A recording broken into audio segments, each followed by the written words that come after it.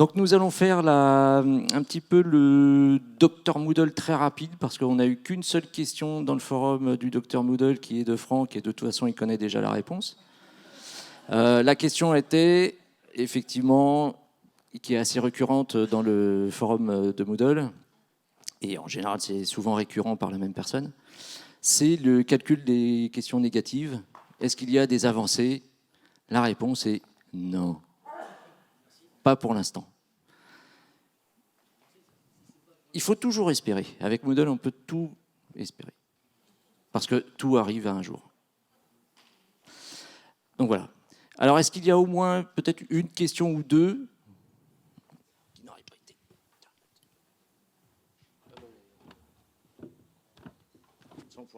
Comme ça, on peut répondre à la volée.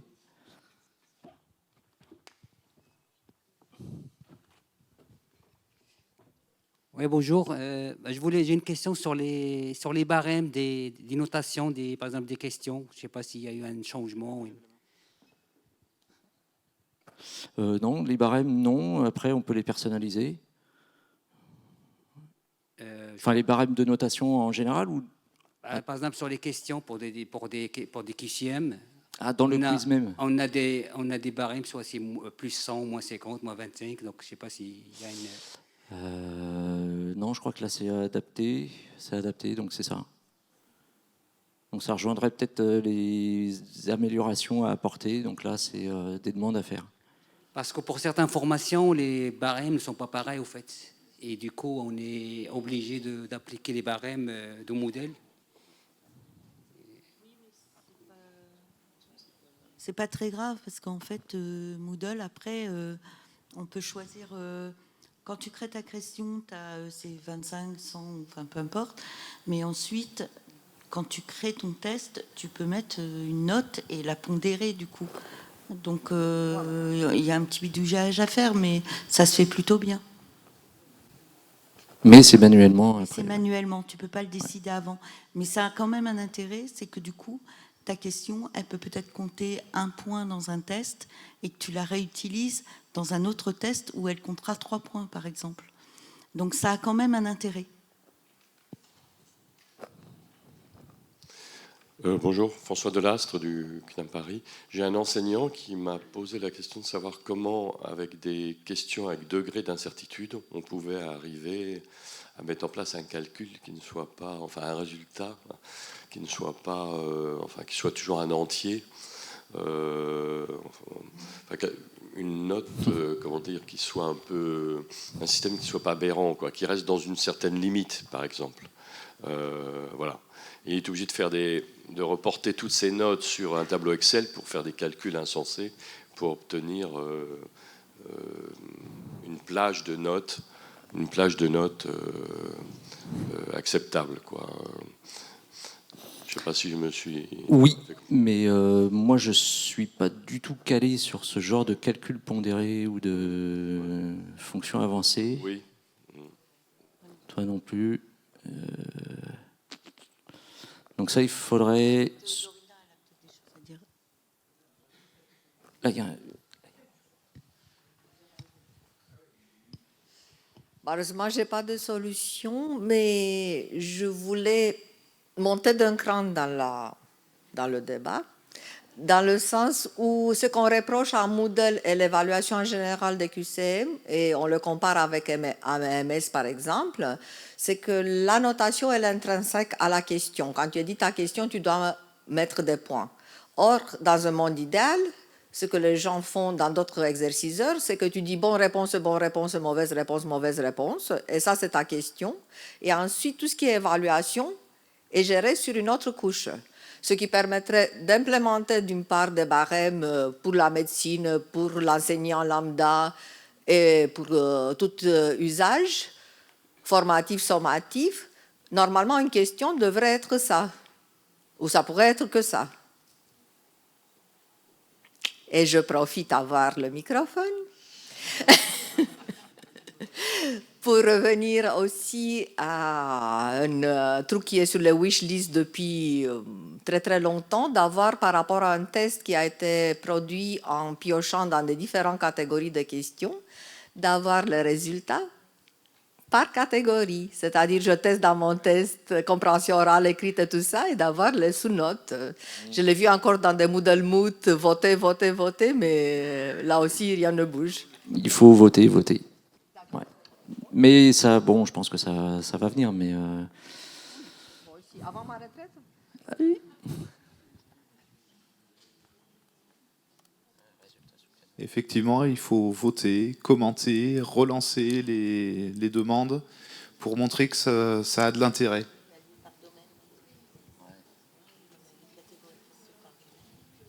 Parce que c'est vrai que dans ce cas-là, dans la limite pour l'instant, c'est de faire un test par sous-domaine ou par sous-résultat, ce qui est bête en soi. C'est vrai.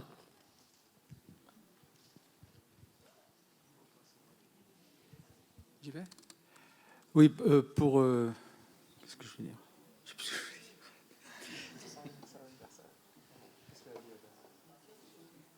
Ah oui, la réponse que Dr Moodle, qui n'est pas un vrai docteur à mon avis, c'est usurpation.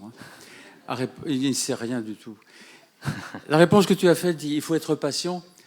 Un petit exemple, j'avais bidouillé quelque chose qui n'était pas du tout au point il y a 12 ans pour l'exportation des forums, des discussions des forums de Moodle à la fin de l'année scolaire.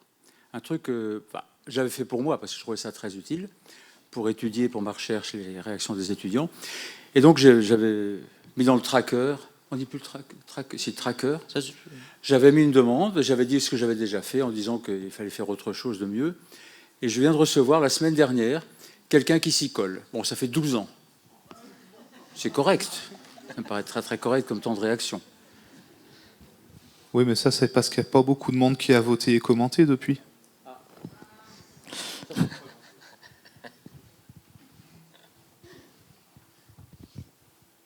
Alors, j'ai une petite question que je me suis posée pendant le Moodle Moot. Je n'ai pas encore trouvé de réponse, donc je suis paresseux, je la pose ici.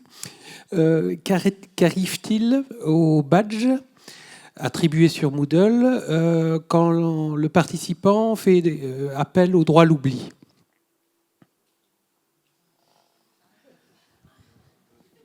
Question suivante.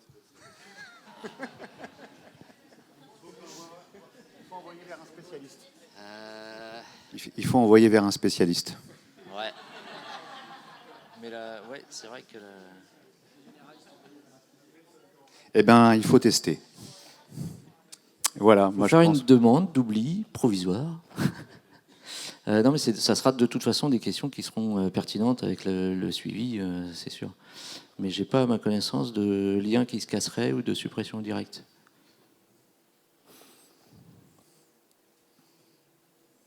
Pas encore. À moi ? Bonjour, docteur. Bonjour. Moi, c'est pas vraiment une question. Comment faire ? Quel est le meilleur moyen pour, vous avez dit commenter, mais commenter où ? Sur ouvrir un ticket. Il y a quelque chose qui est là, qui traîne. Moi aussi, je suis tombé sur quelque chose qui paraît tellement évident qu'on n'a pas. On en parle depuis 2007. Sur, voilà, donc peut-être comme dit, voilà. Donc quel serait le meilleur moyen ? Vous dites il faut en parler, mais bon, si j'en parle dans les forums français, c'est pas ça qui va changer grand-chose. Quel serait le meilleur moyen pour est-ce que, comme l'a dit notre ami derrière, est-ce que c'est le tracker ? Est-ce qu'il faut ouvrir quelque chose pour, enfin voilà, qu'est-ce qu'il faut faire ? Alors, il y a différentes façons de participer à l'amélioration ou aux corrections de Moodle au sein de tous les outils qui sont disponibles. Vous avez dans un premier temps Moodle.org qui fournit les forums des différentes communautés d'utilisateurs à travers le monde. Il y a un forum francophone, il y a un forum anglais. On peut déjà soumettre son repérage de bugs ou sa demande d'amélioration dans les forums de discussion, dans un premier temps. Parce que ça peut amener de la discussion, du partage. Et si vous le faites en anglais, il est bon aussi de le faire en français et de faire un lien vers ces discussions-là. Comme ça, on a un lien pérenne. Et il peut y avoir des réponses. Oui, ça existe, non, c'est pas un bug, des choses de genre. Ensuite, ce qui est aussi intéressant, c'est qu'il y a un tracker officiel, Moodle, un point d'entrée unique pour déclarer des bugs, soumettre des améliorations qui prennent effectivement plus ou moins de temps au traitement de par les différentes équipes du HQ tout comme d'autres particuliers ou d'autres développeurs qui pourraient éventuellement vous dire non, ceci n'est pas un bug parce que c'est juste un mauvais réglage qui doit se faire ici ou là, ou c'est un problème de CSS qui bloque une vue d'un onglet ou des choses de genre. Si c'est un bug avéré, peut-être qu'un autre développeur à travers le monde a fait un patch, a corrigé déjà quelque chose chez lui pour lui et pourrait le proposer. Si vous déclarez un bug, il est souvent recommandé de dire, voilà, moi j'arrive à avoir ce problème-là dans ce cas de figure, voici la procédure pour répéter le bug. Donc ça, c'est déjà très bien pour tester et vérifier que c'est vraiment un bug. Et ensuite, vous pouvez, si vous avez des petites compétences ou des collègues développeurs, de proposer déjà un correctif. Voilà, nous, on a découvert ce bug-là, on a utilisé ce petit correctif ou ce petit morceau de code à intégrer à tel endroit, ça permet de le corriger. C'est pas pérenne, donc il faudrait l'améliorer. Ou faire en sorte que dans le core Moodle, ce soit corrigé. Donc là, en fonction du ticket que vous avez soumis dans le tracker, il peut y avoir des votes. C'est-à-dire que oui, il y a de plus en plus de personnes qui repèrent ce bug-là, qui le constatent et qui disent que c'est dommage de le traîner. Et donc, en fonction d'un certain nombre de votes, il peut y avoir une visibilité un peu plus grande de ce ticket et donc de cette demande. Et ça peut être pris en charge, moyennant le temps des développeurs par le HQ pour la progression ou l'amélioration ou la correction. Après, il y a encore d'autres moyens. Il y a la MUA qui est la Moodle User Association qui permet à tout un chacun d'être adhérent ou à une structure ou une association d'être adhérent. Et ça permet de soumettre une amélioration. Il manque des choses à Moodle. Moi, je sais que j'aimerais bien avoir ça et ça et ça. Je suis un membre. Je peux très bien proposer un projet de développement au sein de l'association pour un cycle X. Là, en juillet, on va ouvrir le cycle pour le prochain développement 4.0.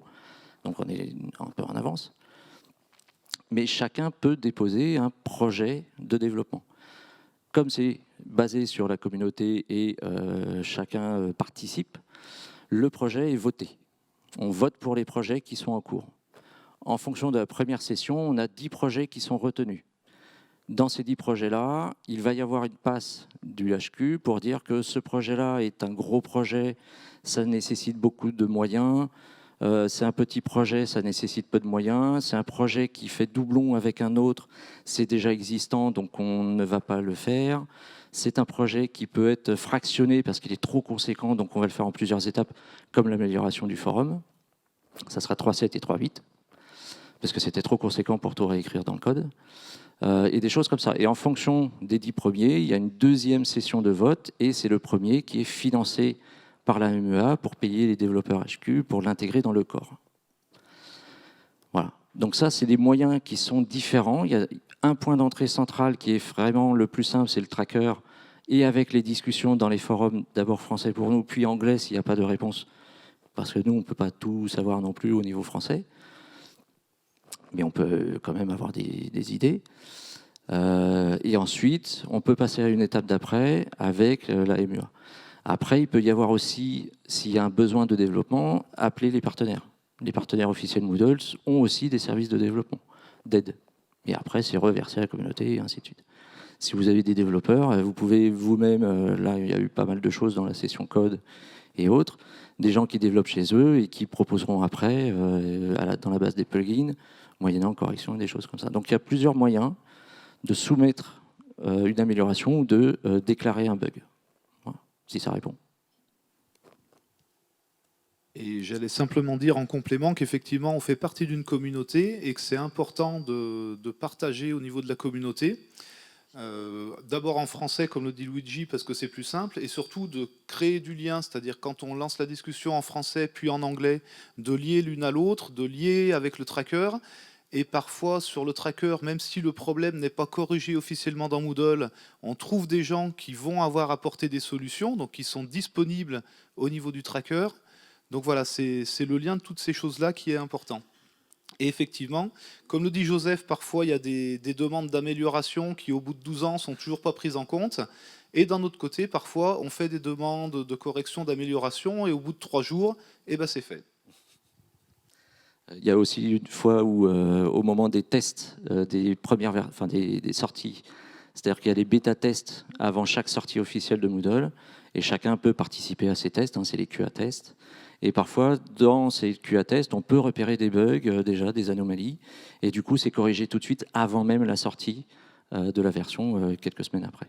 Et parfois, on repère des régressions, et en force de demande et d'explicitation, c'est corrigé avant même la sortie, ouais. Donc très rapidement. Et je dirais que participer à ces tests de qualité est une façon aussi de découvrir les nouvelles fonctionnalités de Moodle, puisqu'à chaque fois, on vous guide sur qu'est-ce qu'il faut faire pour tester les fonctionnalités. Donc c'est une très bonne façon aussi de découvrir ce qui arrive de nouveau dans Moodle et, comme le dit Luigi, d'avoir une influence potentielle s'il y a un problème, s'il y a quelque chose, avant même que la version soit sortie.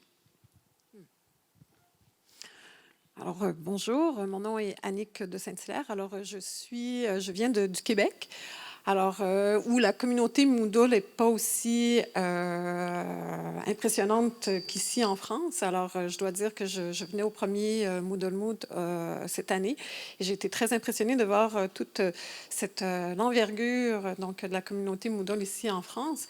Et donc, nous, au Québec, présentement, les différentes universités utilisent différentes plateformes. À Concordia, je viens de l'Université Concordia, qui est une université anglophone majoritairement, mais donc on fait des projets bilingues.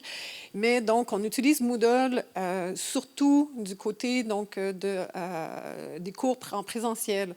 Donc, c'est un peu ce que j'ai pu constater dans certaines conférences où c'est plutôt un dépositoire où les profs mettent leur PowerPoint et les PDF. Pour tout ce qui était du volet cours en ligne, on avait une plateforme jusqu'à présent qu'on avait développée qui avait plusieurs fonctionnalités. Mais là, plus récemment, en voyant comment ça a évolué beaucoup du côté de Moodle, alors on pense vraiment migrer aussi tous nos cours en ligne sur Moodle. Par ailleurs, ce que je voyais comme une limitation, c'était un peu au niveau de la personnalisation de l'interface pour la rendre un peu plus attrayante, je dirais. Et on se demandait, parce que présentement, à l'interne, on n'a pas de développeur back-end pour pouvoir adapter ça. Et j'ai entendu beaucoup parler, donc, avec toutes les différentes mises à jour ponctuelles donc avec Moodle, que si on personnalise, donc, au moment de faire les mises à jour, mais il y a peut-être des réajustements toujours à faire et des adaptations. Alors, ce que je voulais vérifier aujourd'hui, puis avoir un conseil, c'est de est-ce que vous encouragez la personnalisation et avec quel genre de support qu'on peut... Est-ce que dans votre communauté, vous avez donc des gens qui supportent donc, le développement back-end comme ça pour qu'on puisse faire cette personnalisation-là? Alors, je pourrais peut-être répondre, parce que j'étais dedans et nous, on est passé d'un thème qu'on trouve dans la communauté, sous forme de thème téléchargeable. Et en fait, on avait des problèmes de version, justement. Et donc, cette année, on a un peu décidé de passer sur le thème natif de Moodle, Boost, mais auparavant d'avoir l'avis des utilisateurs. Donc, on a d'abord fait un premier questionnaire très vague, où on voulait avoir leurs sentiments par rapport à l'usage de la plateforme Moodle. Donc on a eu des positifs, des négatifs, mais globalement c'est assez positif. Et ensuite on a fait ce qu'on appelle un atelier UX Design, où on a invité enseignants, étudiants, ingénieurs pédagogiques. Et chez nous, en plus, on a des gestionnaires de scolarité qui utilisent la plateforme, donc ils étaient invités aussi. Et en fait, on s'est aperçu, mais ça a collé plutôt pas mal, que toutes les demandes qu'ils avaient, finalement, la personnalisation, elle pouvait être faite via une scénarisation correcte. En fait, ça concernait plutôt le cours et pas l'esthétique de la plateforme. Et qu'en fait, toutes les fonctionnalités qui étaient demandées étaient présentes avec Boost. Finalement, on va être sur Boost avec très peu de modifications. Je crois que je vais la mettre en place à la rentrée. Je dois avoir une 40aine de lignes de CSS, c'est tout. Donc, pour dire qu'on peut vraiment avoir... il faut arrêter d'avoir des sortes de préjugés. Dire il faut que ça soit attrayant, etc. Mais les gens, ils viennent travailler sur une plateforme. faut garder ça à l'esprit. Et en fait, ce qui les intéresse, c'est les fonctionnalités. C'est pas que ça soit beau, etc. Et même quand on vend de la formation, je suis pas convaincue. Alors moi, je suis dans un contexte particulier. C'est une université. Peut-être que c'est un petit peu différent sur des formations très payantes, etc. Je sais pas. Mais en attendant, on a été très surpris. Et dans notre groupe, il y avait beaucoup de gens qui ont eu leur propre plateforme. C'était l'IAE. Et eux, ils ont beaucoup de formations continues. Ils avaient des demandes très précises. Et en fait, tout correspond. Alors là, avec les cartes à l'entrée, à la Netflix, et tout, ils adorent. Et j'ai rien fait, hein. Moi, j'aimerais bien rajouter une petite chose pour vous répondre. Souvent, on parle de beau, mais en fait, c'est l'ergonomie qui compte principalement. Une des grosses problématiques de Moodle, c'est qu'il y a beaucoup de choses. Les enseignants sont souvent perdus dans toutes les fonctionnalités qui sont proposées. Et Florie, l'année dernière, avait présenté une manière d'avoir un espace de cours avec beaucoup moins de fonctionnalités, mais les fonctionnalités que tout le monde se servait. Et tout ça, c'est dans les restrictions, dans les rôles, où on peut, si on enlève des fonctionnalités, elles apparaissent plus dans les menus, et du coup, ça fait des choses plus aérées, plus fluides. Et après, juste dans le thème de base, en mettant l'identité graphique de l'université et en ayant une ergonomie du coup plus légère, on a l'impression que c'est plus joli. Et ça suffit. Et ça suit dans les versions. Il n'y a pas de problème puisque c'est du natif. On reste sur du natif et donc il n'y a pas de problème. Donc au niveau de comment faire pour l'alléger, il faudrait aller voir la présentation de Florie de l'année dernière à Bruxelles. Et elle explique vraiment tout ce travail ergonomique qu'on peut faire à l'échelle du cours et qu'on peut faire à l'échelle de la plateforme du coup. On va prendre une dernière question. Donc 2 dernières questions. Bonjour, Yanis Aliferis de l'Université Côte d'Azur. Juste un commentaire par rapport à cette question qui est récurrente. Moi, dans mon rôle de formateur sur Moodle, ce que j'ai dit aux enseignants, c'est que la pléthore de paramétrage de Moodle, c'est le prix de la liberté. Et qu'en échange de ça, ils peuvent tout faire. Et que ça, c'est la chose la plus importante. Et je dis, il n'y a personne qui a prépensé votre façon de faire cours à votre place. Vous avez des possibilités infinies. Il faut juste les trouver et vous partez toujours avec dans votre tête l'idée que c'est possible, il faut que je trouve comment. Et donc, je pense que cet argument, ils le comprennent. Je suis d'accord qu'au début, ça fait peur, tous les paramètres, mais c'est ça la liberté pédagogique à la fin. Merci. Il faut justement trouver le bon compromis, le juste milieu, qui n'est pas toujours évident, entre la simplification et la liberté. Oui, moi aussi, je voulais rebondir sur ce que disait Madame. Moi, j'ai travaillé aussi à Montréal, puis maintenant, je travaille au Maroc, et on a travaillé avec une compagnie à Montréal qui fait du développement comme ça, et qui a permis de faire de tenir compte de nos demandes sans que ça soit trop compliqué après quand on change de version. Donc, en ayant ça présent à l'esprit, dès qu'ils ont fait le développement, on n'a pas de problème quand on change de thème. Parfois, il y a quelques modifications, mais c'est mineur. Il faut juste y penser avant, et puis faire en sorte que ça n'écrase pas tout pour ne pas avoir des conflits quand on met à jour le système.